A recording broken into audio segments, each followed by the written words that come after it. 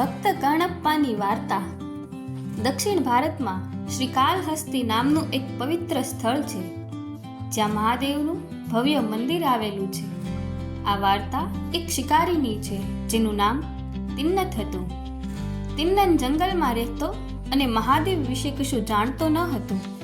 એક દિવસ શિકારની શોધમાં તિન્નન જંગલમાં ઊંડે ગયો અને તે એક પહાડી પર બેઠેલા શિવલિંગના દર્શન કર્યા.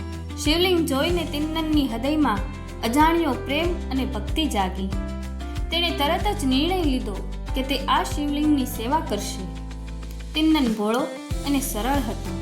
તેને પૂજાની વિધિઓ વિશે કોઈ જ્ઞાન ન હતું. તેણે મહાદેવની પૂજા પોતાની રીતે શરૂ કરી.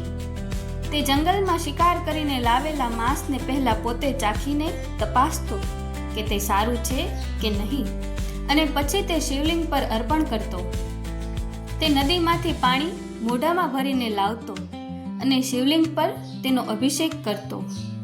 તે જંગલી ફૂલોને પોતાના માથામાં લગાવીને લાવતો અને શિવલિંગ પર ચઢાવતો. એક દિવસ પૂજારીએ ભગવાન શિવને પ્રાર્થના કરી કે આ શિકારીની અજ્ઞાનતા દૂર કરો.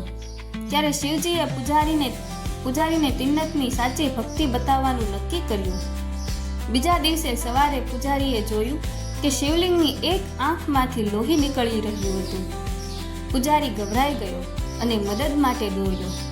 થોડીવાર પછી તિન્નન ત્યાં આવી ચડ્યો અને શિવલિંગની આંખમાંથી લોહી નીકળતું જોઈ તે ખૂબ દુઃખી થયો. તેને લાગ્યું કે તેના દેવતાને કોઈ પીડા થઈ રહી છે. તિન્નન કંઈ સમજી શક્યો નહીં. તેથી તેણે જે જગ્યા પર પોતાના શરીરનું માંસ કાપીને મૂકી દીધું, તેથી લોહી નીકળતું બંધ થઈ જાય. પણ લોહી બંધ ન થયું. તિન્નનને એક વિચાર આવ્યો.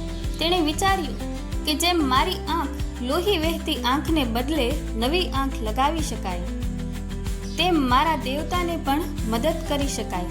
તેણે એક ક્ષણમાં પણ વિચાર કર્યા વિના પોતાની એક આંખ કાઢીને શિવલિંગની લોહી નીકળતી આંખની જગ્યાએ લગાવી દીધી.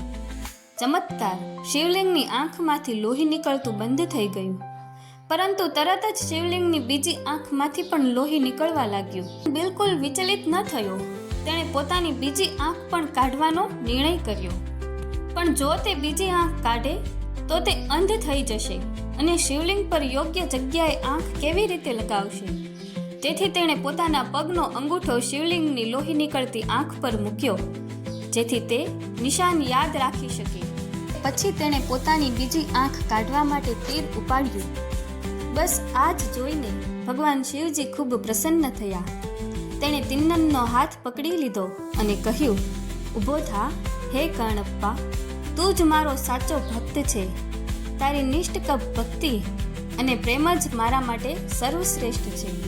ભગવાન શિવે તિન્નતની બંને આંખો પાછી આપી દીધી અને તેણે કણપ્પા એટલે કે જેનો અર્થ આંખ અર્પણ કરનાર નામ આપ્યું.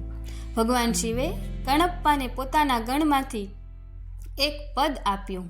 આ વાર્તા આપણને શીખવે છે તે ભગવાનને વિધિઓ કરતાં પણ હૃદયનો શુદ્ધ પ્રેમ, સમર્પણ અને સાચી ભક્તિ વધુ પ્રિય છે. જય મહાદેવ.